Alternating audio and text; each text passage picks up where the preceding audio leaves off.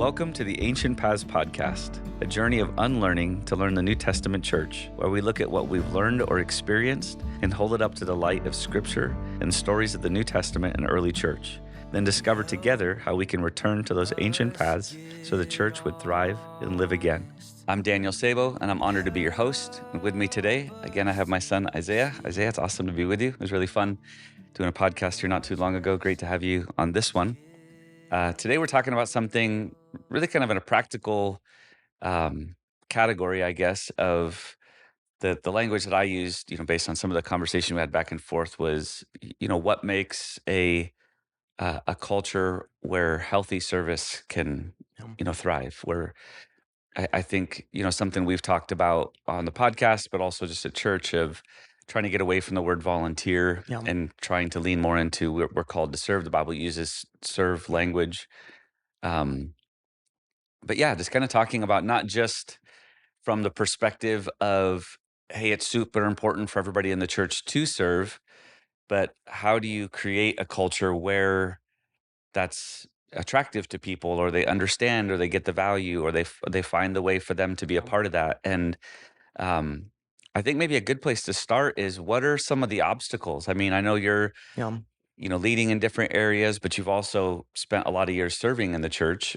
What do you feel like are some of the things, maybe the most obvious things right off, that get in the way of people serving in the church or feeling like, Yeah. it's a good place to serve? I feel like the conversation around like serving instead of volunteering, because when you think like volunteer, it's like, oh, I'm putting this so I can have my hours in so that my taxes are better. Yeah. Or that, for a college application, I serve this much at the church. Yeah.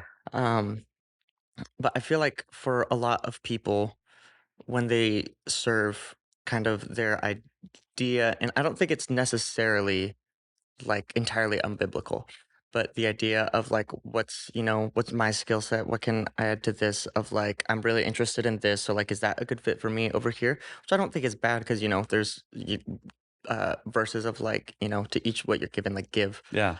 Be a good um steward of it. but I feel like for a lot of people it just kind of becomes that of like a college club of like this is like all my, I super enjoy like lighting and stuff. So I'm going to be on the lighting team and all that. And seeing that and thinking like,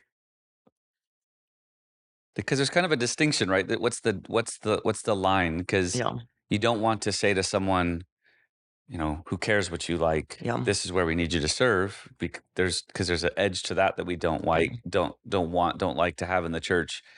But there's also the flip side to that. If the reason why I'm serving, where I'm serving, and how everything has to be in yeah, order for me to serve there is custom fit to me, that kind of removes some of the heart yeah. behind what serving is. Um, yeah, because I mean, like people in the early church, they weren't like, what my favorite thing to do is to sell a bunch of stuff. Yeah. And to like take all the stuff that I have and sell it. That's Yeah. really my calling.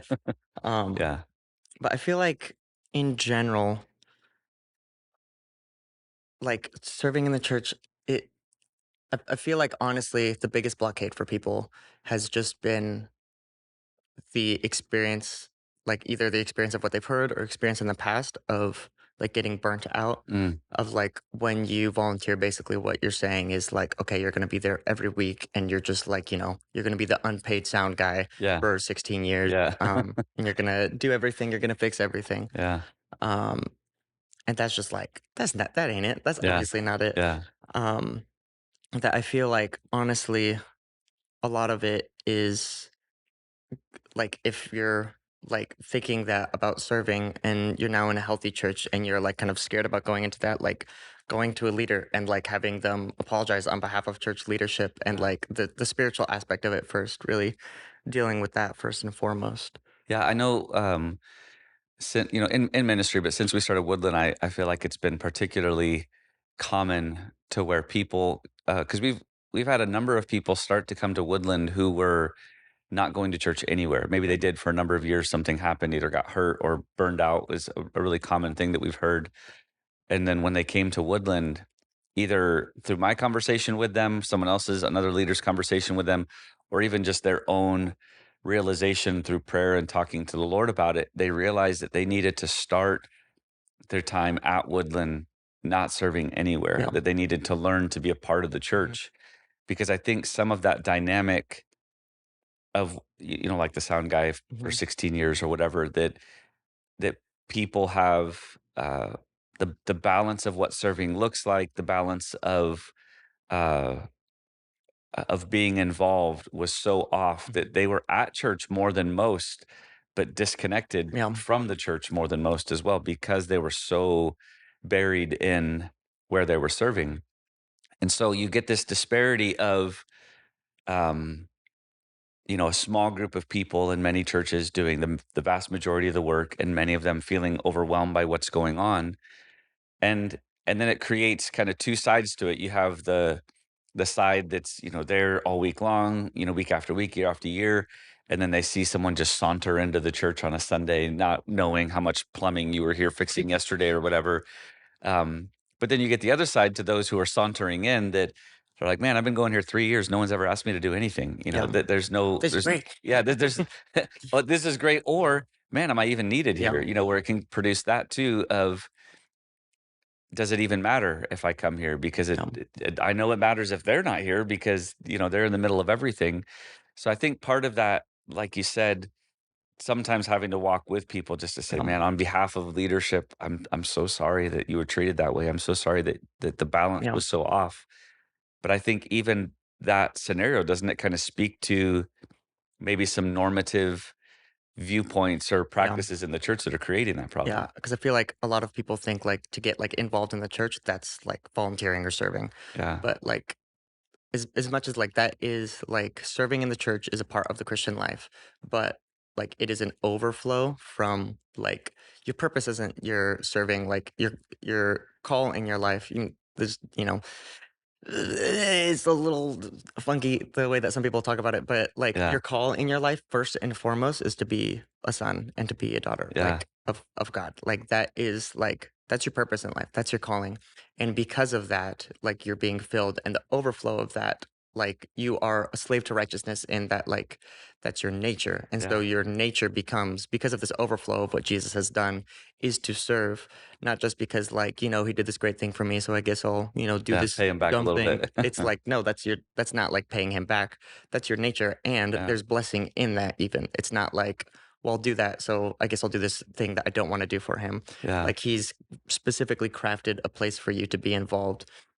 Like for those people that like are coming in not volunteering, because they've been burnt out by the church and hurt by the church, that like those like I can think of like specific people where they've been like coming in and they're a huge part of the community and like they are obvious like their presence is felt in the church and like they are, pillars of like parts of the church, like being involved in small groups, being involved in community events, stuff that's not just like on Sundays Right. or not even like a church service like a prayer set or anything. Like they're getting involved in that and being a part of a church and that's being felt. And Yeah. really that perspective change of it's not about like what can I do practically for the church? How can I make Sundays and Thursday nights the best? It's like, am I like being a part of the church? Am Yeah. I being a part of the body? I think that's one of the interesting parts to what happens over history. Why I love this topic of, looking at the early church conversations, is even where the word church comes from. Yeah. That the New Testament word for church is a couple Greek words put together that means called out or sent out ones. And so the idea of the word church is speaking about a people on mission. That's really the language. And there's a lot more that goes into, the church is the body of Christ. The church is a community, a family. And so there's other language besides that, but that every time they heard the word church in that time, they're hearing, it would be like if we said, come to, ABC called out ones, Yeah. that you're hearing that all the time. Over time, there's another word that meant the Lord's house, which was, had the KURK, kirk, which then eventually became the word church. And I think that's where people have landed of their understanding of church is a place. It's the house of God. It's the Lord's house. And the uh, idea of serving, when your perspective of the church Yeah. is a house versus your idea of serving as the church is a people, Yeah. gets drastically different. Because then I think that's one of the cultural questions that I've been asking God to help me with is when I'm speaking to a person, whether they're new at the church, been at the church for a while, and they're saying, "Hey, can you talk to me about, where I'm called to serve and how I'm supposed to use these gifts that God has given me?" If 95% of the answers that I have of where they can serve have to do with a Sunday Yeah, service, that's a me issue. yeah, If 100% of the ways that they could serve is outside the church, that's also an yeah, issue because I've met people like that, that there's almost this, you can't make me serve in your, you know, yeah, capitalist yeah, structure that it's like, there's some issue there too. But I, I think probably an appropriate amount, uh, maybe not for everybody, but for most people in the church is 1/7 of the places that you serve is at yeah, church because that's 1/7 of the week, or maybe 1/6 yeah, if you count a Sabbath. yeah, Um, but the idea that everything is taking yeah, place inside the church service, I think that's an unhealthy perspective. yeah, And then it's also pretty limiting, right? Like you said, that there's ways that someone's leadership, that their heart, their gifting could be very obviously felt throughout the church, yeah, and it's not shown on a Sunday morning at yeah, all, that it's shown in a lot of other areas. But I think the Christian life where that overflows, Sundays is part of it, but there's so much more during the week that's happening there. So I think to one aspect of how do you form this culture has to be what is the perspective that I have of what the church is supposed to be. And then when I'm looking at people and they're asking me or I'm asking, talking to them about where are you called to serve, if it's all about that service, then there's a mindset that has to change for me. And if that's what I believe, it's going to come across in how I introduce people and connect people to serving. because even people who have like somewhat of a right perspective of like, okay, serving isn't just like the volunteer hours I put in, it's that my presence is felt in the church. Yeah. Even then, if their, idea of church is like, okay, the building, and even if it's not just Sunday, if it's like, okay, maybe some Thursday nights or some, Right. prayer sets or whatever, or like during the week, like administrative things, like if that's your idea of the church is like the organization, the 501(c)(3), Right. Right. Yeah. like that's not the church. Right. That Yep. even like having that perspective of it being felt, like it's not about that specifically, it's about the people. Yeah. Yeah. One person that comes to mind when you're talking about that, and from when he first started coming to the church, a man named John McClatchy, who's a Yeah, part of our church, and he and his wife help with kids ministry, and they lead small groups, and they help in a bunch of different ways. Um, but I remember from right when he began at the church, he needed no title, he needed yeah, no role, he needed no anything. yeah, He just loved God yeah, and he loved people, and he just found ways to help yeah, people. That I remember we were trying to get people to come to like the connections area so yeah, that we could give them a gift and yeah, tell them about what's going on in the church, find ways to help them get connected. And we couldn't get anybody to come to the connections area because if John saw them at church on a Sunday, he would bring our gift from the mhm, connections area to them in their yeah, seat. And he was like our connections team, strategy, on his own. He was kind of carrying it, which it was awesome. I mean, his heart was so for people and wanting them to know that they were yeah, seen and that, loved and cared about. And I feel like that's the heart of a son. yeah, That's the heart, like you talked about earlier, that wasn't him trying to fix our connection strategy. It was love that he had yeah, for people. It was love that he had for, and I don't know, maybe he had a season or a moment in his life where he felt unseen, yeah, and this is him, um, not wanting that to yeah, be anybody else's story. Or maybe there was a moment where he was seen in a yeah, way where he really needed to be, and it yeah, was so special he wanted to do that. Or maybe it's just an overflow, mhm, the kind of guy he is, because he's an amazing yeah, guy. But um, I feel like that perspective, that's an maybe an image of a person who gets it right. But mhm, let me ask you, so what are the things that you think get in the way from your perspective, younger in the church, been serving in the church, finding ways to lead now? What are the things that get in the way of a culture? Because it would be awesome if everyone was already like John McClatchy, yeah, but for those that are learning, growing in their faith, maybe aren't in that place now, what are the things that get in the way of a church culture helping to grow up and, and yeah, encourage and mature people to become, more like John yeah. McClatchy? I feel like in like people my generation, there is a large portion of it of that there kinda has been a, like, hard swing one way of, like, "Oh, I've been burnt out by the church, so I'm not gonna serve because that's Yeah. not what the church is supposed to be." Um, Not that I'm making light of people's hurt, but come on. Um, but yeah, I feel like, honestly, the the biggest thing that I think has made, like, people serving at Woodland, like, an example is, like, Andrew being over worship, that the reason why so many people, like, have, like, straight up come to church and being like, "I am not going to serve," not even in, like, a way of, like, "God told me to serve," but, like, "I'm not going to serve. I know that's how this goes." And then, like, from just that one perspective, there's been more examples of this than just Andrew, but Andrew being like, okay. And then he gets to know them as a person and just as somebody in the body and being like, I am like, we are part of the church body and you are not just like a number to fill out A like a resource weekly thing. to Yeah. use, yeah. That you are a person that I care about. And then as that has grown, it's turned into a community where there's like musicians in the church that aren't like serving in worship right now, but like there isn't really a difference between the worship community of like people that serves on Sundays and then like the people who do music at church. Like it is people loving people. Yeah. Like it just the perspective change of it's not a I don't want to go super against like the idea of like church as an organization just because it's not just about like Yeah, tear down the walls. yeah. It's a place and It's you a have to it's a part of yeah the bigger thing. It's just not the only yeah. thing. Yeah. But like I don't know, I just feel like the way leaders treat their volunteers or people who are serving, like, just literally just seeing them as people, because I think a lot of people expect that, like, "Oh, yeah, I see these as people, I ask how's the wife and kids every once in a while," but, like, truly seeing them as people, and, if you get to a point where, like, your ministry is so big that you can't be on every specific person, being intentional about, like, creating a culture of, like, these people like, everybody here cares about each other.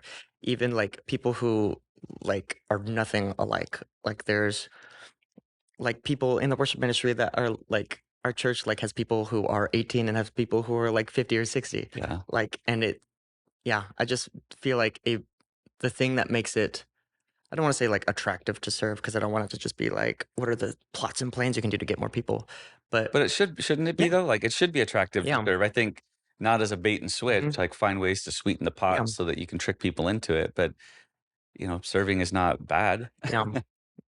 yeah. I think just honestly, like for the leadership role, just like seeing these people as people and being super intentional about like, if they're going to be a part of the body, they need to feel like they're a part of the body. If they're serving and they don't feel like they're a part of the body, something has gone horribly wrong. Yeah, and it's interesting too, as you're sharing that, there's a huge difference between feeling like I'm a part of the body because I'm serving and feeling like a part of the body because I'm a person, And so and then from the overflow mhm, of that, then I find places to serve that it kinda destroys any whisper of, "Yeah, but the moment yeah, you're not performing or the moment you're not doing what you're supposed to, your value to everybody around you yeah, goes away."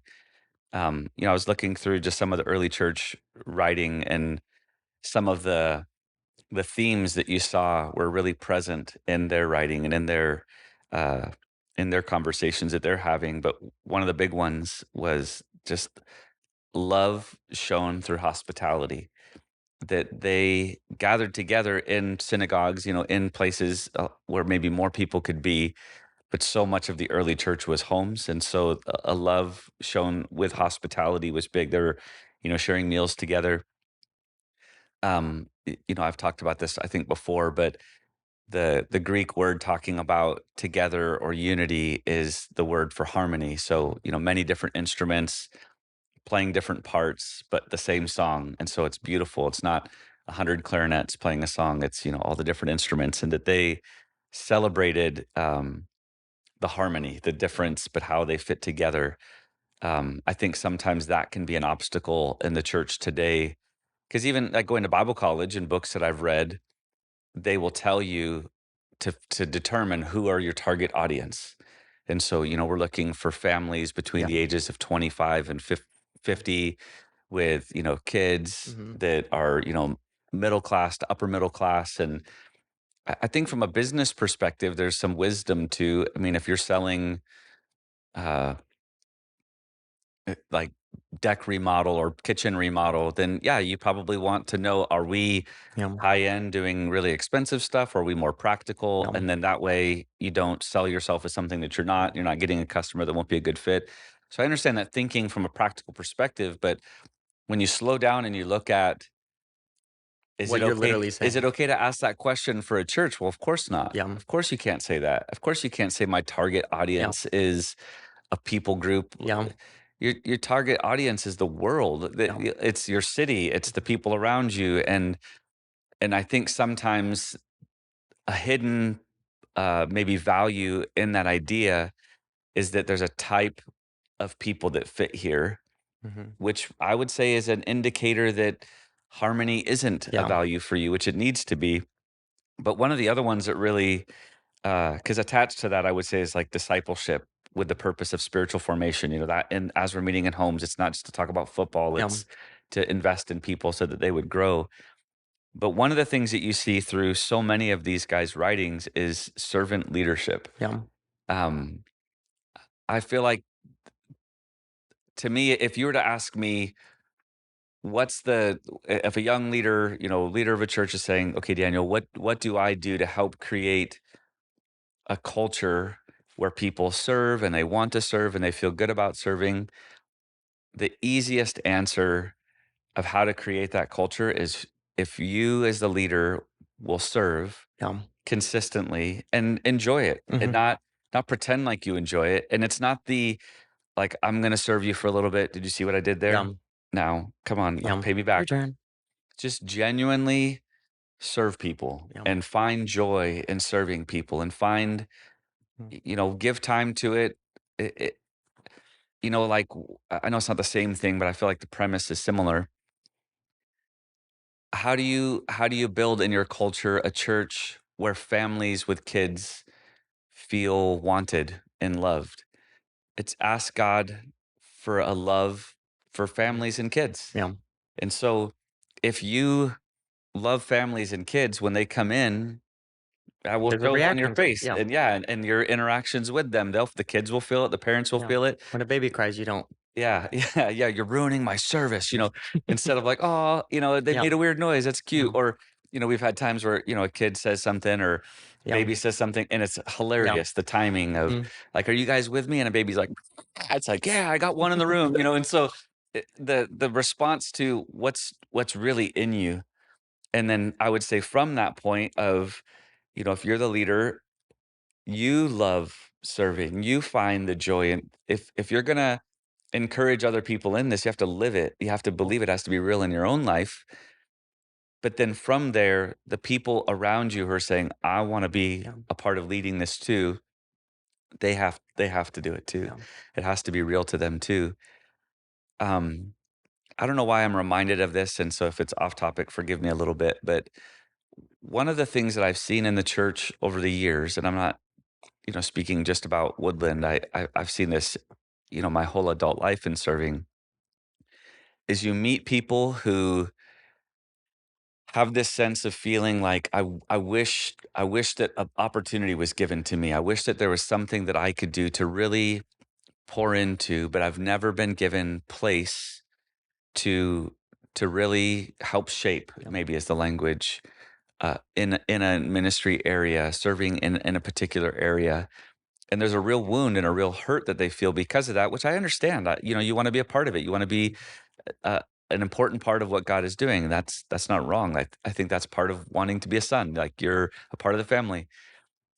But what I have so often seen is the moment that those people get the opportunity to lead, they hoard that leadership, Yeah. giving zero space or voice to anybody else, because it created in them this, I need this, I want Yeah. this, I deserve this, I so badly want to do this. And the moment that they're there, they forget Mhm. what it feels like to be a part of that Yeah. ministry without having a voice. Um, Instead of getting there and saying, okay, now that I'm here, Yeah. I'm going to make sure that that doesn't create the same problem with Yeah. anybody who serves with Yeah. me. Um, I feel like that's kind of part of Yeah. the culture piece. Because that's a like. Satan does not create, he twists. And so that's a Mm. twisting of the desire of like, I want my presence to be felt in the church. And that gets twisted from that's an overflow of being a son to that's my identity, that's my worth. Wow. Is that once I get into this, I need to keep this because otherwise, like I don't matter in the church. Yeah. Like if I don't have this thing, if my presence isn't being felt because I'm a great leader in this, then like I'm not being felt. And like I don't really know how to do administrative stuff, but I don't want to give it away because what if then they do it better than me and people think that they should be doing it instead of me? Or what if we're the same and then they think about their stuff instead of my stuff? Yeah. Like Wow. it's such a twisting of like a holy desire to like, I want like my presence to be felt in the church. I want people to know when I'm there and to be blessed by the things that I do for the church. One of the things that I noticed pretty early on, I used to lead worship when I was younger, and um, I would pay close attention after a few years because I saw that it was kind of producing issues in the church. Was people who were on the worship team, what were they doing Hmm. in the room during worship when they weren't the one leading? Yeah.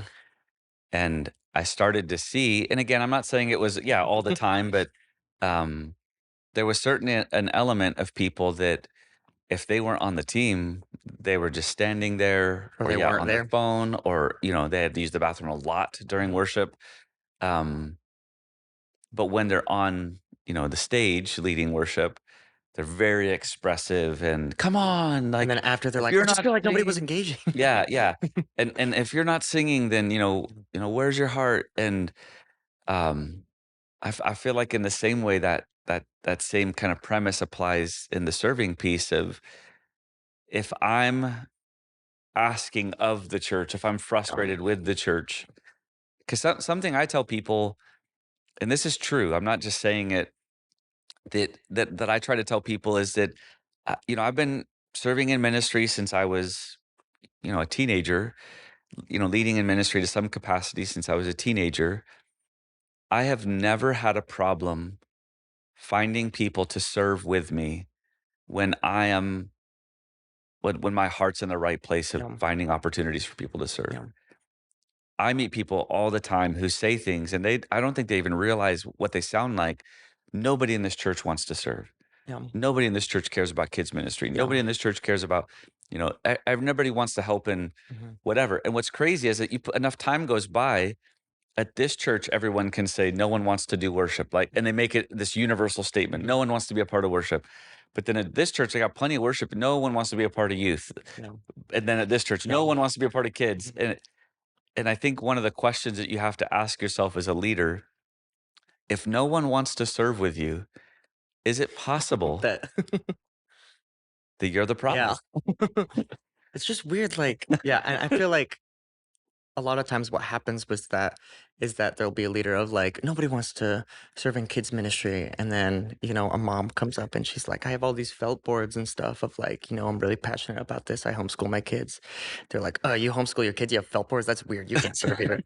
Like there's so many examples of people who are like, maybe they don't like, maybe it's like an honest thing of like they don't really know what they're doing but they're passionate for it, like that's Yeah, your job as a leader, like to get them onboarded onto yeah, that and to take what God's put into them and maybe help them like realize like how to do that most effectively without like, just putting them into a mold of just like being the same thing that you're doing. right. And But it comes like, back to that church conversation. If I believe the church is the KURK, Kirk, yeah. then it's about the service that I've planned. Hmm. But if the church is about sent out ones, then this mom that comes to me with a felt board, it's like, wow, God's doing something Hmm. in their life. Part of my responsibility is, okay, how does that connect, God? Hmm. How is what you've put in them, how does that help us love these kids, love these families, rather than having this really narrow, Hmm. because I think if we're not paying attention as leaders, it's really easy for us to look, okay, I just need someone in the church who is exactly like me Yeah. so that they can do the stuff that I'm doing so I can move on to other stuff. Then I can find another person Yeah. who's exactly like me. And it's this, Yeah. and I've been there for sure where I'm looking for someone like, Yeah. and the Lord's like, I made you the way I made you. I love Yeah. you. You're awesome. Love that about you. Yeah. I made some other people different than you. Love that about them, Yeah. and starting to see that, okay, this isn't a problem. This is Yeah. actually awesome, Yeah. and then how then the question is, how do I get that saxophone and that violin Mhm. and that, percussionist Yeah. to sound great with this viola and oboe that we Yeah. have? I think honestly, a great example of that in the church is that there's a lot of people in our church that are musicians, and they're like their musician is their like hardcore metal Yeah, people. yeah. And and I don't mean to just do worship examples just because that's where I'm involved in. And so it's Yeah. not like That's our a worship is great and all the other leadership, like it doesn't work. But um like there's people who are like metalheads and some of them don't even like serve like on Sundays, but their presence is felt in the worship community and their opinion matters. Like to like asking like how did that Sunday go? Like what do you feel like how like taking their opinion in regardless of even if they're necessarily serving like all the time, like their presence is felt there like in the church. yeah, And so like they matter relationally, because and they're son. yeah, yeah. Yeah, that's so good. I was even talking to, Kevin McNeil this last week, who's, one of the guys in Yeah. the church who's, um, what did you say, a metalhead? Someone who plays guitar, for a metal band, um, and his comment to me was, because he's also got a studio Yeah. and work that he's doing there, really exciting. He goes, "Man, have them send me some files of worship Yeah. moments. I wanna Yeah. just mix that and put together these Mhm. cool moments of the music for the church to just enjoy." Mhm. And he may not stylistically play that kind Yeah. of music, but his heart is so Yeah. for the church and the worship, and he Yeah. loves Andrew and the team that he's like, "Hey, this is an Yeah. easy way for me to take where I'm gifted and where God has called me Mhm. to bless you, and how, you and Andrew and others, you're going and supporting Yeah. their shows and, Yeah. encouraging them." And Yeah. and that's a big part of this, that, Yeah. like you said, that when it's a bunch of sons and daughters who just care about each other because we're all sons and daughters, the serving part isn't an obstacle to overcome. It's not like a goal that you got to Yeah. push people to. It's really kind of a natural overflow if the culture is right. And Kevin's such a great example of that, of like he doesn't like serve on worship most of the time, but like one aspect of our church's ministry is that there's a lot of bands that they go out to like venues that are like super not Christian welcome, and like we'll be like ministering to people there Yeah. like after that. And Kevin has been such a just huge part of that like ministry part of the church of like really supporting people who are like starting up bands and they're like I don't know what to do, and he's like been a great mentor of that Yeah. and like how to with his years Yeah. of A really experience good like older brother. yeah how do you best do that, what are some pitfalls that people normally fall into, Yeah. that I his love the presence is super testimonies felt. that they share of being at a show. Yeah. They're the only Christian band there, but their quality of music is so good that they're invited to play, Mhm. and people coming up to them afterwards and saying, Yeah. what did you just do Yeah. while you were playing that song, where the stylistic, preference or whatever was the same Mhm. as other people, Something but is they go, different about it. something's Yeah. happening in my heart as you sing. Like, what's happening? That's Because Jesus. yeah, That's the Holy Spirit. I've played a few That, shows with them, and there's like people will straight up come in. They're like, something is different about you. right. Like there's like testimony, like there's specific testimonies that like people are like, there's something different about you guys. I want that. Yeah. Like it is really cool to see, and that's just such an overflow, like of like this is them serving. Yeah. Yeah. Yeah. Cause it's not about serving the Kirk. It's Hmm. serving, it's the The sent out body. ones and Yeah. serving together. Yeah. One really cool, quote for Origin, one of the guys that I love to talk about, early church guy. The service of God is not limited to the clergy or the religious. Yeah. Every believer is called to serve according to their gifts and Hmm. abilities.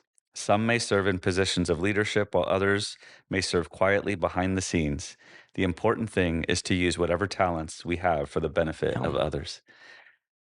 Clement of Alexandria, really similar. It is not only the pious and the devoted who are needed in service of God, but also those who have knowledge of the world and its ways. Every person has unique talents and abilities that can be used for the glory of God and for the benefit of others. Yeah. And that really ultimately it's about loving and serving others, because that's part of the gospel message, right? That I was once one way. Yeah. Jesus came, he changed everything for me. Now I feel different. Now I am different. And I just want to share that with the world around me. And service is a really obvious expression of what that can look like. And I think getting away from the professional Christian, Yeah. this was something that you had said earlier, today when we were talking, that I thought was so, so good, that there's a lot of young people, as they're they're, in their teenage years and they're kind of seeing, Yeah, I yeah, was gonna ask about that. Like, you asked me earlier of like what are like what can like the leadership of the church do? Not to make kind of to make like serving more attractive, but not in like a gross way of like it literally like it it actually is blesses you. great. Yeah. Like, and I feel like there is a big pendulum swing of like people who are either I'm not saying everybody is like this, but that there are people who are like, I don't serve in the church, it just hurts you. And then people who like see a lot of things rightly and they're like, I want to serve in the church. I know that this blesses me. Um, and then there's so I'm gonna be in ministry, and you're kind of getting to this point, but they're like, I'm gonna be in ministry, and so they go do stuff, and then they get really far. Not that there are examples of like people who will like like they're called to like go to a Bible college, and then they're not like in ministry, but Yeah. God called them for that. Vocational Yeah, ministers. Yeah. but there are people who like are like, I need to serve, and then they like go here, and then after college, God's like, I want you to open a bakery, and they're Yeah. like, huh? Like, and so like their life gets in a kerfuffle because they're like, I felt like I just wasted all this time like Right. doing this. And like I'm It's a not great saying word, that like kerfuffle. I yeah, like I'm that. not I'm not saying that going to a Christian college to learn is like never applicable unless you're going to serve because like there are examples of like people who go there and it will apply to their life, but Yeah. the expectation of that being that they're going to serve in vocational ministry. Yeah. I think that's one of the biggest, um, lessons I feel like I've learned that I've seen, and I think so much of what we're talking about really does help this conversation or help this, potential issue if it's in a church, is you have young people who are on fire for God and they see what the Bible says and what a Christian life looks like. And then they look around at the adults in their church, and the only ones they see living a life something close to that are the vocational Yeah. ministers. And so they say, okay, well, I feel called to serve like that. Hmm. Then, then I guess I'm called to be a vocational minister. That really what's happening is, and there's a couple layers to this, but the whole church, you should look at their life and say, that's a Yeah. Christian life. Hmm. Whether you're, opening a bakery or building houses or, working for the state, teacher, whatever, the overflow of I am a Christian should be very obviously seen. And to wherever vocationally you're called, that's a big part of the call. And so I think there's that element. The whole church you should look at and say, okay, wow, I want to have a life like that. I don't care what I do for a living. I want to have a life like them where where the overflow of God in my life is obviously seen to people around me. But I think the other part that you have to be careful in that too is where we say vocational ministry stuff like preaching on a Sunday, that's the stuff that really, really counts. Yeah. That you have to value. I'm so thankful for those who share on a Sunday morning. That's Hmm. awesome. But I'm also really thankful for that small business guy who's creating jobs for young Yeah. men who are, able to provide for Hmm. a family and learn a skill and learn a trade, and how that person is teaching them kingdom principles on how to raise a family and to care for your family. That is just as important. Yeah. It's just as crucial, so that when the young person looking at the church, they are seeing it correctly. They're Yeah. not seeing it skewed to where this is the stuff that really matters, and technically that matters too. We need all of it, Hmm. and serving is shown in all of those different Yeah. areas. So, Yeah. man, that's really good. Yeah. Any last thoughts for us before we wrap this one up? Or No. okay, this has been great. Thank you. I feel like there's more to be unpacked in this, more to be talked about in this, in the weeks ahead. But yeah, I believe this is so the Lord's heart to see his church filled with people that understand that serving is not some death to self, Yeah. sacrifice, horrible feeling experience. It's actually really awesome, but it's also not about, um, just custom Yeah. fitting to things What's the that most you're in. fun thing that I can do that can technically be called serving? Yeah, right.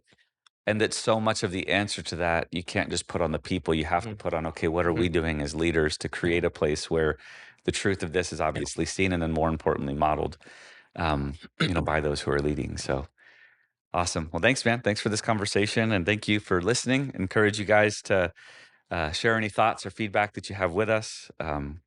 We love to to hear from you. So we're on YouTube, we're on the Apple Podcast and Spotify. You can follow us on social media, Instagram, Facebook, TikTok, all that stuff. And please tell your friends about us too, so that way others can hear and be a part of these conversations. Appreciate you taking the time to listen. Pray you have an amazing week. I'm not searching for some new truth. I'm just longing for the truth. You can't help but notice there's something missing.